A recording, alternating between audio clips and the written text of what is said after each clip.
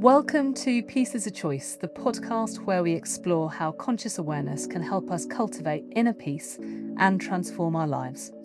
I'm Natasha Wallace, and in each episode, we'll hear from guests about their personal journeys, the challenges they've faced, and how they've found greater levels of peace in their lives and positively impacted the lives of others. Welcome to Peace is a Choice, the podcast about how we can bring greater levels of peace, light and love to the world. Today's guest is someone special and unique in the best possible way. She's a chartered psychologist and one of only a handful of people in the world with a PhD in authentic leadership. She's the mind behind the concept of cognitive fitness at work and has written 4 books on leadership and relationships. And if that wasn't enough, she's also an academic fellow at Birkbeck University of London, where she supervises on the professional doctorate in occupational psychology. Dr Fiona, welcome to the show. Thank you very much. I almost didn't recognise myself. I always think that with these things, when you get a list of achievements and what you've done, it's really quite overwhelming. And then I remember how old I am and I think, oh, well, I suppose I could have fitted it all in, so it does make sense after all. I would own it. It's a great bio. Yes, it is. And thank you. Thank you for sharing it with everybody. Let's get a little bit more into it, because I think your background is fascinating and the work that you've done is fascinating. You've had a rich and varied career in psychology and leadership development. So can you just take us back to where your journey began? You know, what first sparked your interest in psychology and human behaviour? I've got a theory that everybody is interested in psychology and human behaviour. Children are, adults are interested in each other, teenagers are particularly fascinated by friendships and relationships and what works and what doesn't.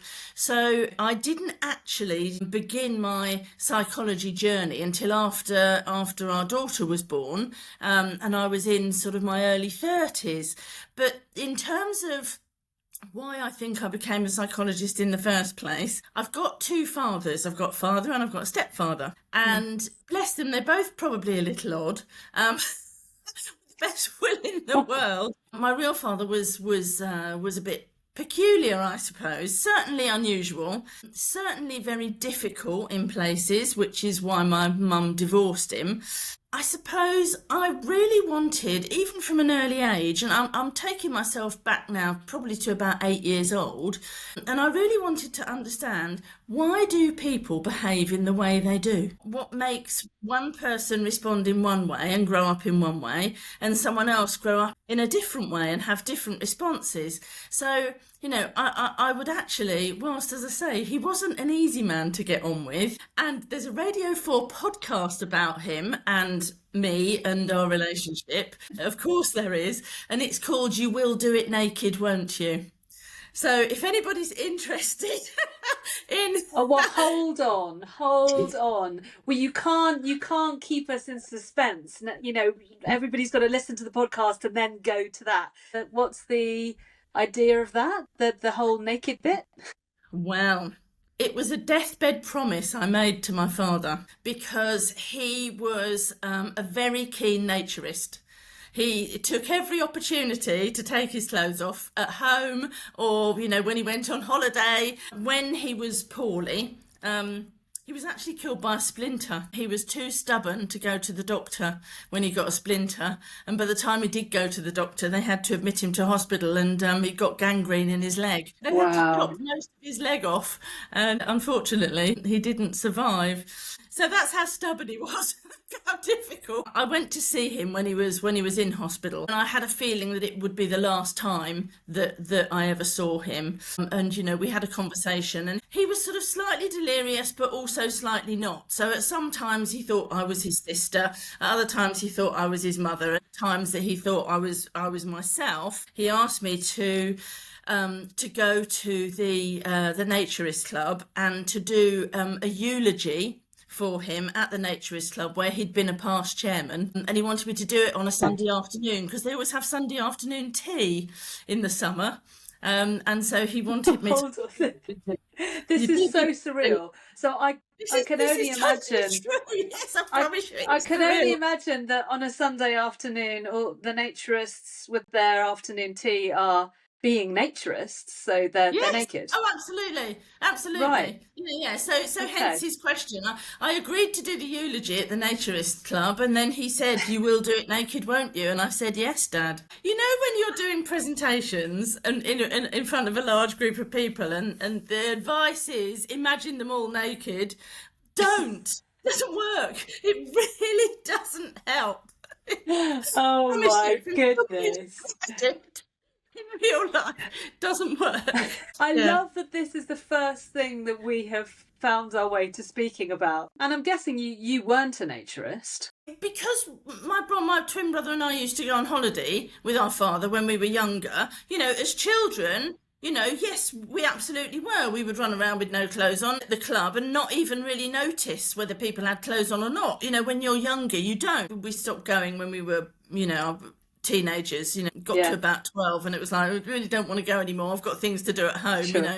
Um, Yeah, yeah, and of yeah. course, there's a misconception about naturists. People think they're naked all year. They're not. If it's cold, you've got clothes on. It's only in the summer. And if you're not overlooked at home, who doesn't like popping out into the garden on a warm, sunny day? With the breeze on you, whether you're wearing clothes or not. It's delicious. It's lovely, isn't it? I've got to admit, generally speaking, I am dressed.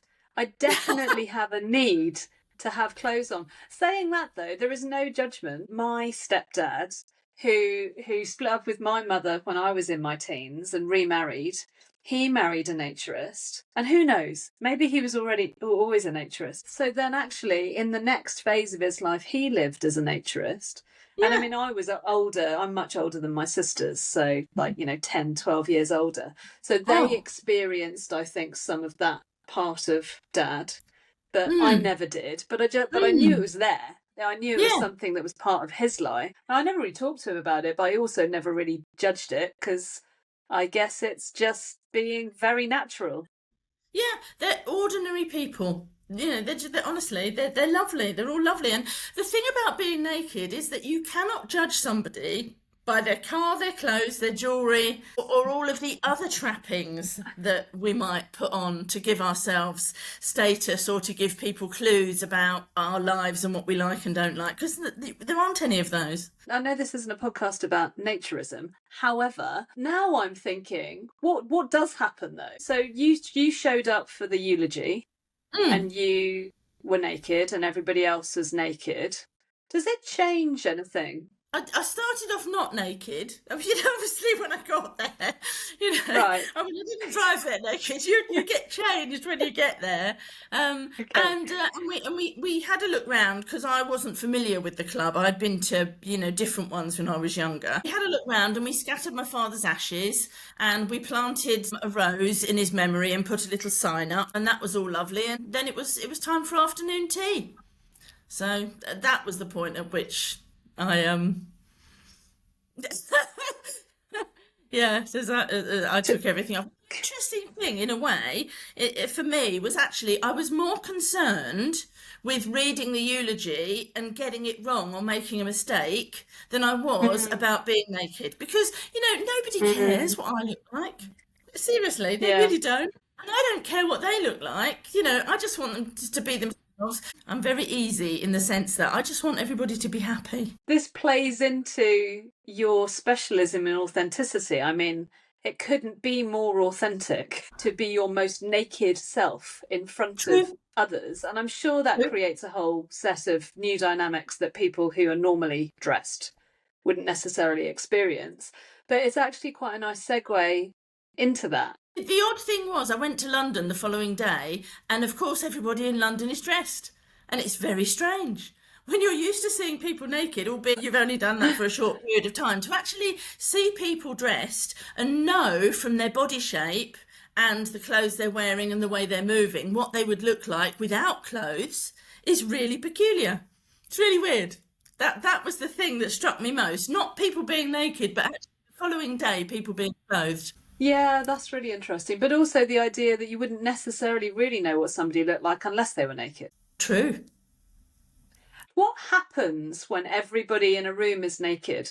I mean, in terms of what's the difference between being in a room None. full of people that is, None. that are dressed and None. It doesn't change It's no anything. different. It doesn't No, create like a huge amount of liberation and now everybody's free and happy.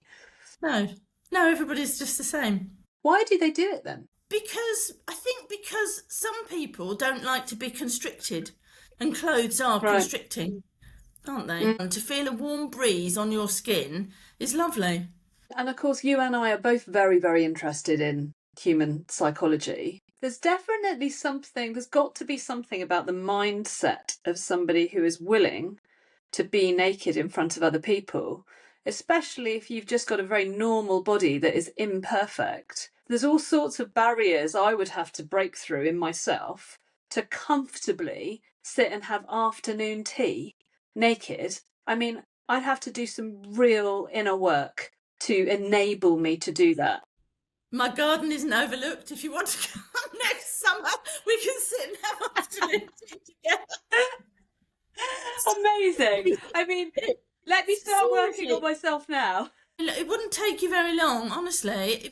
Probably 5 or 10 minutes. And then you wouldn't realise, because once you've seen someone, you've seen them. Some people I suppose they get confused with sexuality and stuff. It's nothing about sex at all. It's simply the body that you were born with, the one that you're living in, and it's a reflection of you. I mean, my body, the love I have for my daughter is written in the poetry of my stretch marks. Beautiful. If only society viewed women's bodies with that in mind. And I think sadly, often, and this, this is a whole other podcast, isn't it, about It is. I have to come back. women's views of their body, Yeah, yeah. against what society and the media portrays as being beautiful. What I will say is that it's really useful to have a partner or a lover who thinks that you're beautiful and tells you so. For me, Yeah. that makes the biggest difference. It's massive, because if someone Yeah. else loves your body and accepts you for who you are, what you Yeah, are, yeah, and yeah, yeah, everything, yeah. it's much Yeah. easier for us to accept ourselves. Well, okay, let's talk about that then, because you've just opened up a thought around love. I mean, we're going all over the shop here. I had a set of questions I was going to ask you that they've been blown out of the water, but I think this is far more interesting. So, I've been working with an incredible leader called Alan Mulally, and for anybody who doesn't know who he is, he's the former CEO of Ford, and he was the CEO that basically turned around Ford's fortunes and took them from a 11.5 billion loss-making company to a 6.5 billion, in the positive. He's sort of the ultimate conscious leader. So I've been interviewing him and spending time with him and writing an article for a US magazine about him. What's really fascinating about Alan Mulally is that he talks about love a lot. So this is a very, very, very, very prominent senior American leader who's got all sorts of accolades and all sorts of awards for being this incredible leader. He grew up in a very Christian family, or a faith-based family, where they believed in service as being basically our reason for being. And the primary lesson, I guess, that his or principle, operating principle that his parents would talk about, and he talks about his mum saying this all the time, was something along the lines of, your reason for being is to love and to be loved. Yeah. And I just had a call with him last night because we're just finishing off this article we're doing together, and he's always saying it. The whole point of us is about loving, so that in that order. So he says to love and to be loved in that order. At the end of this call last night, and I was on the call also with the editor of the Leader to Leader magazine, and they're very, very close, Alan and Sarah. She was telling a story about how Frances Hesselby, at the end of Alan and Frances's calls, they would always say, "Love you, baby." Like these are like professional colleagues, right? "Love you, baby." And they were just telling me this story. And so then at the end of the call that I had with them last night, everybody said to each other, "Love you, baby." So this is quite a surreal experience. And I was talking to my 15-year-old daughter about it this morning. And she was like, oh, Mum, oh my God, Mum, that's just so weird. You're all so weird. Why are you telling people that you hardly know that you love them? And I said to her, and it comes back to the nakedness thing, why has love, openly expressing love to somebody else, become in the workplace, I guess, become so, or actually maybe not even in the workplace, I just think being loving has become this very sort of strange, or is this strange concept that's seen as creepy or weird or ick. That would be a word that she would use. It's so ick that you're telling each other that you love each other. And I said, actually, it was just really, really lovely. Yeah, And I mean, it's I'm lovely. writing my book at the moment, which talks about my childhood and the lack of love. And I haven't really experienced a huge amount of love in my life, if I'm Mm, honest. So to have these two people saying, we love you. We love mm, you. We love your work. We think what mm, you're doing is incredibly important and we are here to serve you. mm. Apart from the fact it's massively disarming and you're like, Yeah, wow, it's really left me wondering why we struggle so much with what is fundamentally human. yeah. Well, I think I can tell you the answer to that. Okay, I'm waiting. Okay. Well, as you know, I've written a book called Love is the Answer Yeah. because I believe that love is the answer. Whatever the discussion is, then love is the answer. It always is.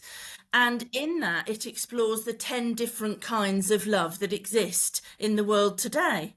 There's love for the family, there's all these different kinds of love, and people get confused between love and sex. Simple.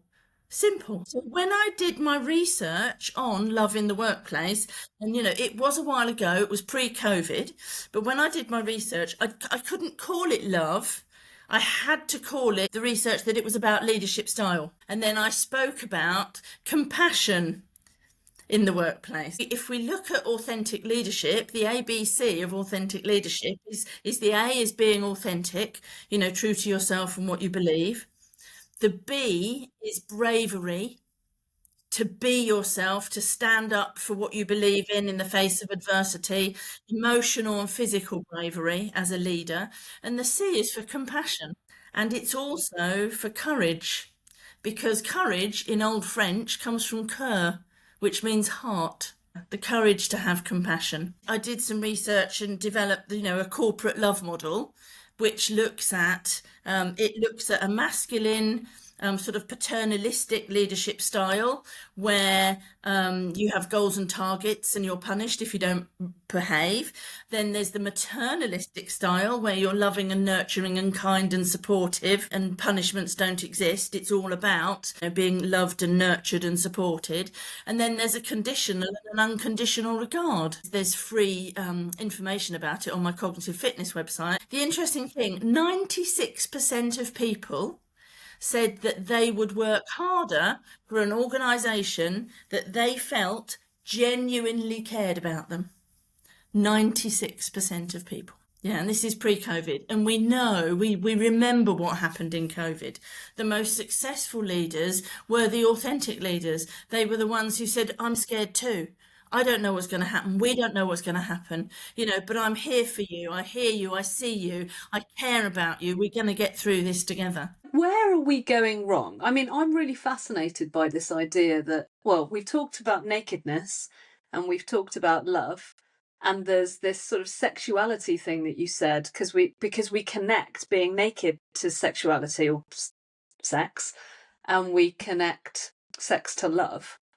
So do you think we've just put loads of barriers in the way of just being fundamentally human because of all of the loadedness and shame or guilt or worry that's associated with too much intimacy? I just think the difficulty, particularly for English speaking people, is that we only have one word for it. And we don't talk about the nuances. Whereas if the ancient Greeks had 7 words for love for the different kinds, and my book identifies 10, it's much easier. Universal love, which the Greeks call agape or agape, Yeah. That is Okay. universal love. That is Yeah. love for everybody, regardless of race, colour, creed, behaviour, etc., etc. And, we want our leaders, or some of us want our leaders, to have that Mm, unconditional regard for us, whether they mm, know us or not, that, mm. that our lives matter, that we matter. And I guess we don't need all the leaders to be going around telling everybody they love each other, but it's the expression of love. Well, I talk about it in my leadership development programs. I say, a leader has to love his people, but he has to love them with that unconditional regard. He has to genuinely care for their well-being. And that is what love is in the workplace. It is that genuineness of genuinely caring. I've just become a founder of a new tech startup, and there are three of us, and we've only known each other probably about 8 months, and actually at the end of our meetings we often say love you bye. We often, Do not every you? time, we often do. Yeah, yeah, we Yeah, do. that's Yeah, fascinating. That's yeah, really yeah, and fascinating. all texts and not all WhatsApp things, but when we're talking to each other, we will occasionally put the kiss at the end of a text, depending on what it is. I'm just thinking about the workplace. And I'm just Yes. thinking about like a group of, I'm just going to say men, but I might even find this uncomfortable myself as a woman. Mhm. A group of men having a meeting together. And at the end of that meeting, they are telling each other that they love each other. I Yeah, but mean, that's I think brotherly people would love. feel like the world's gone mad. No, Brotherly but love. that's Yeah, brotherly love. What they yeah. mean is, I see you, I hear you, I'm listening to you, I respect you, I value you. That's what they're Mm, saying. When yeah. you see two bros, and they give each Mm, other a hug and they go, love you, man, mm, you don't think that's mm. weird. That's Oh, no, completely not at all. normal. It's completely normal, Yeah, and it that's what is. it is. Yeah. That's exactly what it is. It's love you, bro. There is a slight difficulty between the men and women thing. In the new tech startup, there's two women and a man. And actually, we're not two women and a man, we're three people. The body that we were born into, just a receptacle for our consciousness. It's just the way we have to live in this lifetime. That sometimes Doctor Who now jumps into a woman rather than a man. Still the same doctor, still has the same experiences, the same thoughts, etc., etc. It's just that the body they come in is slightly different. Hormones can be problematic, as women with our hormonal journeys. We know this. The first time I thought I was going mad, I found out I was pregnant. So my hormones are all over the place. So we know our hormones affect us. We also know that when there is a lot of toxic leadership, often, not always, but often, well, we talk about testosterone driven leadership, don't we?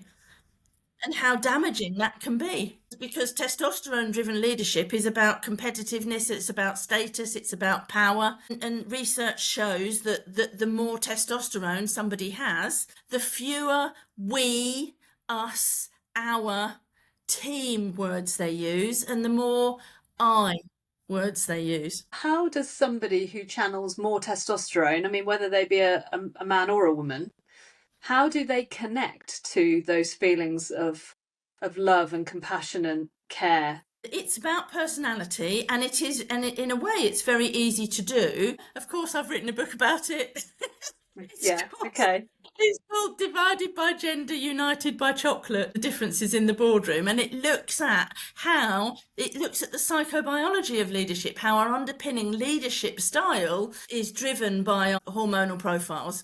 So, you've got the transactional leadership model, which is testosterone. You've got relationship leadership model, which is estrogen. You've got charismatic leadership, which is dopamine, and you've got transformational leadership, which is the serotonin. There are a lot of men who are protective, who are caring, who are brave.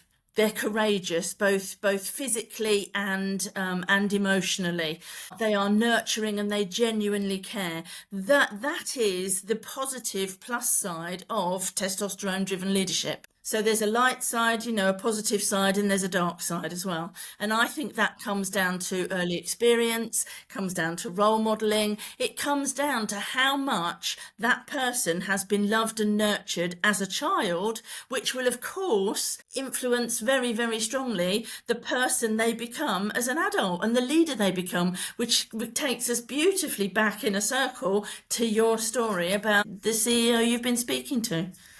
Yeah, well, actually, that's the one massive lesson I've learned from him, is that he was so loved. He was sort of almost able to unapologetically bring that into both Oof. Boeing and Ford and just Yes, say, well, we yes, are going to love each other, and that's just the yes, way it's going to be. And actually, if you yes, can't get behind that, yeah, you don't have a place here. If you want to be part of this culture, then you have to be loving. And I've spoken to him about that. What about what about the people who are a bit like, what do you mean love? And everybody had coaches. All of the leaders had coaches to help them to channel their love. I mean, it's really interesting because, of course, this podcast is called Pieces of Choice, and it came into being because I started to write my book, Pieces of Choice. And I'd created this new model of how to live a sort of happier, healthier life where you can contribute more. And yes, I created the peaceful path, and the three aspects of the peaceful path are about acting consciously. So that's really connecting with who yes, you are and how you are and your authentic self. I talk about radical love. So I talk about being able to show compassion for yourself and the people around you. It's love showing up in places where you wouldn't expect to normally see yeah, love based on our mm, one version of what mm, love is. And then the mm, third aspect of it is deeply believing, because you have to have faith. You have to, whether you have a faith or whether you just have faith, you have to believe in yourself and you have to believe in other people. Because if you don't believe in yourself and other people, you simply can't love. You can't channel that compassion. But yes, actually, that came from years of becoming more conscious in myself and working with other leaders to help them to become more conscious. It was sort of like a interesting byproduct of consciousness, was that you can't really be truly conscious, can't be your best self, if you can't channel love. I mean, that's quite a bold statement, but I think it's true. yeah, no, it's true, I believe you. And that is your spiritual path. So explain that to me. What do you mean by that? Okay, so I would describe myself as more spiritual than religious. Even though I am actually the church warden in the village, I have a belief that we are all here for a purpose, and that purpose is to not just grow and develop ourselves with with the lessons that we need to learn, but we're here to support other people. We're here to make a difference. Through doing that, we ourselves grow. So I'm 100% on board with everything that, that's been said on the podcast. We're all here to make a difference, I believe. You only have to look at small children and babies. They genuinely want to connect with each other. They genuinely want to share. They don't want to fight. They might fight about a toy occasionally, but that's part of their learning. And the babies who have been most loved are the babies who give their toys away to other children so that they can play with them because they know that they're going to get the toy back. Or if they don't get the toy back, it doesn't matter because they've willingly given it away.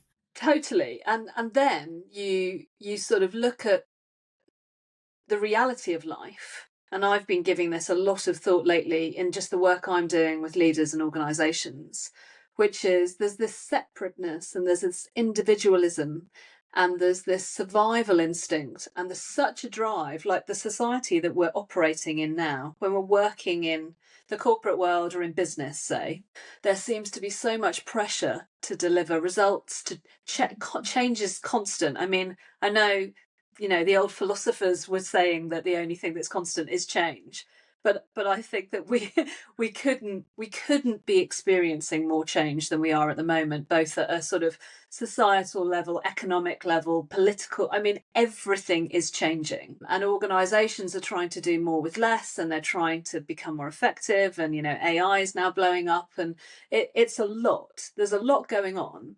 And my perception of it all is that we've never been under so much pressure as leaders to deliver. and the noise is loud and it's hard to stay focused and we're feeling overwhelmed and we don't really know where to focus. We're just trying to bloody get through. And I can remember being in a room, say 6 months ago, with an exec team, and there was a really interesting conversation that came up. Clearly trying to connect with each other. They were trying to understand each other and they were trying to, reach each other. And then one of them said to the other, look, yeah, we're all trying to make money and, we all need to reach our targets. And I am absolutely here for you. I'm absolutely here to support you with that. But at the end of the day, if your decisions get in the way of me being able to take my kids skiing, I'm coming for you. And he was like, because being here together and doing this together and reaching our targets together is really important. But the thing that's far more important to me is my children. So if anything that happens here gets in the way of me being able to take the best possible care of my children, then actually you're not my priority and they are. And in that moment, I was like, this is so interesting. This is like the undercurrent, isn't it? This is the stuff that is never said. And actually, I was really pleased that this exec member just told the truth, because most of the time you don't hear that sort of stuff coming up, even if they're thinking it. And I just thought, like, this is what gets in the way of everything that we stand for, which is service and love and enabling each other and working together and collaboration and cohesion and generative conversations and all of that great stuff that actually fuels productivity and performance. And the other thing is, he said, if your decisions affect me being able to take my kids away, I'm coming for you. What he really means is, if your decisions adversely affect me, then that means that you don't care for me and you haven't got my back because you don't recognise what's important to me, and I need you to do that. Okay, so what about when there's conflicting agendas? So there was a very difficult problem that was sitting behind this conversation, which was their revenue model. For them both to be able to make money out of the thing that they were doing, it was a very difficult, it was a really difficult challenge. Well, I would reframe it, and remember, going back to where we were earlier on, what I would say is, let's assume that love is the answer here. So if love is the answer here, what do we need to do? How do we need to think differently? What can we put in place to make sure that everybody's needs are met? The organisational needs are met and the individual's needs are met. That goes back to this sort of the basic principle of, if you do fundamentally believe that love is the answer, then actually it's an organising thought that runs through all of your decision making. It makes things much, much easier. I think the problem that we have in our work is that often that is not the operating principle. It might be an aspirational principle, but it's not really the thing that people are sort of standing by and going, we're going to do this through a lens of love. And how does that play out? And I also think it comes back to purpose, individual and organisational purpose, because my purpose in life is to help people recreate their futures in a safe and supportive environment. So when I get an opportunity to do that, as I have with this podcast with you, so thank you very much for that. If I'm asked to do something and it doesn't take me a step up the ladder towards supporting other people ultimately, I say no. Yeah. Sometimes we say yes to things and there's an emotional cost to us. Sometimes there's a financial cost. Sometimes there's a cost in sort of time and resources. Yeah. So if ultimately what is being done or what I can learn will enable me to help other people, I am prepared to pay that price, even if it's uncomfortable or expensive. Do you think it's easier for us because we're self-employed? We've carved our own paths. We're very, very clear about what our purpose is, and we're very mission driven. Do you think it's easy to do that in an organisational setting? I think that it becomes easier as we grow and learn and develop our own internal courage and our internal strength, for sure.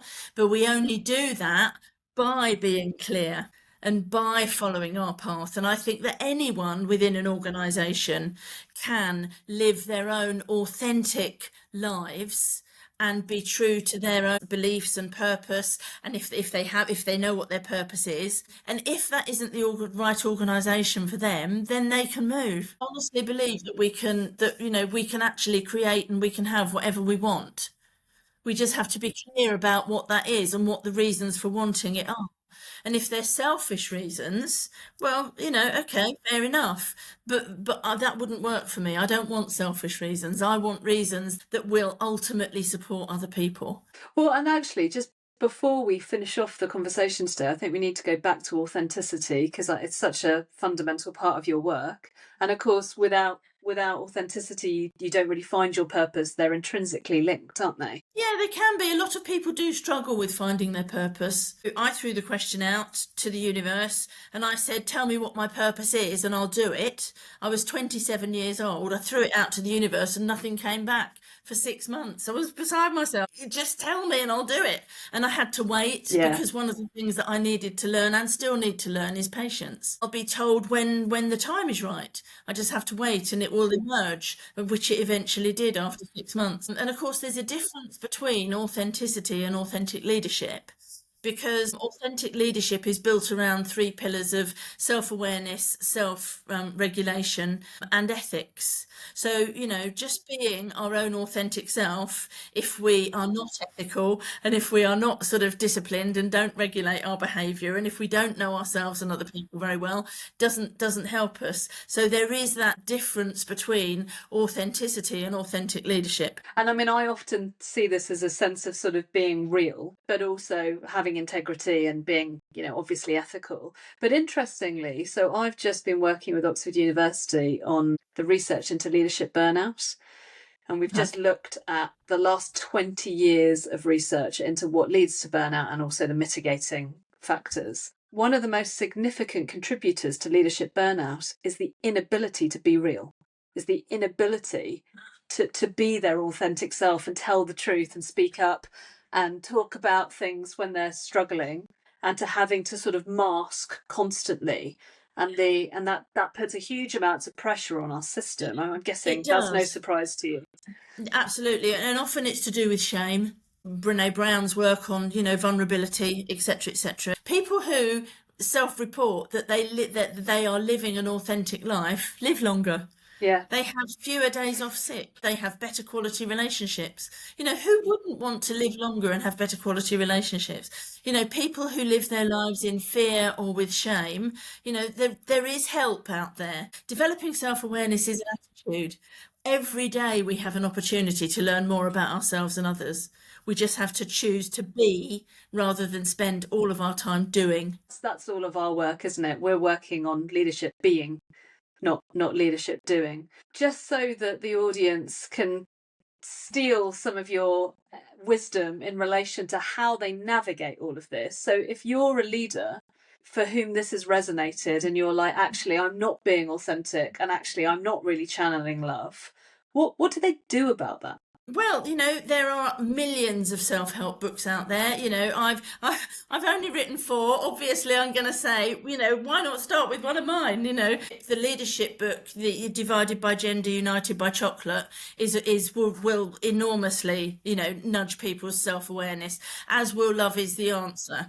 And you and I both started, learning about psychology, about ourselves, about how we're similar or different to others, in our teens. We have to learn to love ourselves first, because authentic leadership is learning to lead ourselves so others choose to follow. And doing that not just takes courage, but it does take that self-awareness, and it takes love, and it takes forgiveness.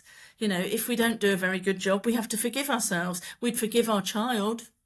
Why wouldn't we love ourselves as much as we love our children? Yeah, absolutely. Yeah, we can be brutal, can't we, to ourselves? We can be very self-critical, yeah. Yeah, and actually the punchline of that 20 years of research into burnout is that the answer, apart from some organisational tweaks that enable leaders to be able to be authentic and real and speak up and tell the truth, is about self-awareness and self-care. And of course, a big part of the self-care bit is love, is self-love, yeah, and compassion. Well, I love you, Dr. Fiona. It's been an absolute pleasure, even though we did it with our clothes on. And I'm gonna say, Natasha, thank you for all that you are and all that you have the potential to be and all the people that you have helped so far and all the people you're gonna help in the future. I love you, babe. Oh, thank you. I'm gonna cry. Mutual love. It's been a pleasure. Where can people find your details if they want to learn even more? Well, I'm very easy to find on LinkedIn, and my books are available on Amazon. And if people want to connect with me directly, I would be delighted. Yeah, great. Fantastic. Excellent. Thank you so much for your time.